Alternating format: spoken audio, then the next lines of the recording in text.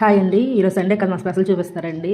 రాగి సంగటి అయితే చేశానండి. చాలా సంవత్సరాలు అయింది తిని, అందుకని చేశాను. నేను కాంబినేషన్ అయితే నాటుకోడి తెచ్చుకున్నామండి, అదైతే వండుతున్నాను. ఇంకా ఉడుకుతుందండి కర్రీ అయితే. నాటుకోడి రాగి సంగటి కాంబినేషన్ బాగుంటుంది కదండి. నేనైతే తిని చాలా సంవత్సరాలు అయిందనేసి ఈరోజు అయితే చేశానండి.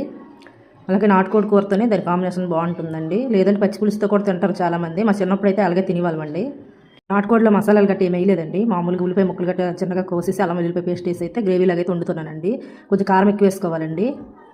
ఇంకేమి వండానో చూపిస్తాను రండి. మా అత్త అయితే ఈరోజు సండే నాన్ వెజ్ తిందండి. ప్రతి సండే తిందు. ఆవిడ కోసం అయితే చొక్కూర పప్పు ఉందండి. అలాగే మినపొడియాలు ఉంటాయి కదా, మినపొడియాల కూర అయితే చేశానండి.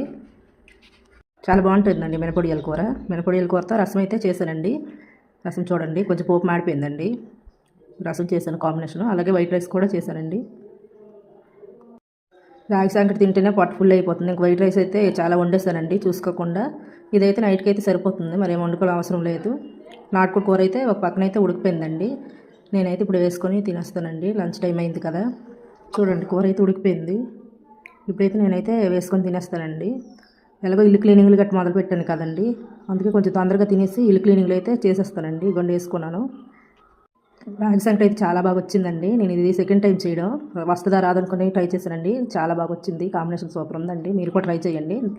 అలాగే మీరు ఏమనుకున్నా నా కామెంట్ సెక్షన్లో కామెంట్ చేయండి. ఎక్కువ ఈ రాగిపిండితో అంబలు కానీ, అలాగే సంకటి కానీ, లేదంటే ఏవైనా రెసిపీస్ ఉంటాయి కదా రాగిపిండితో రెసిపీస్ చేసుకొని పిల్లలకు పెట్టినా చాలా మంచిదండి. రాగిపిండితో లడ్డూలు, రాగి మురుకులు అలా రెసిపీస్ ఉంటాయి కదా, అవి చేసుకున్నా మంచిదేనండి. ఓకే బాయ్ అండి అయితే.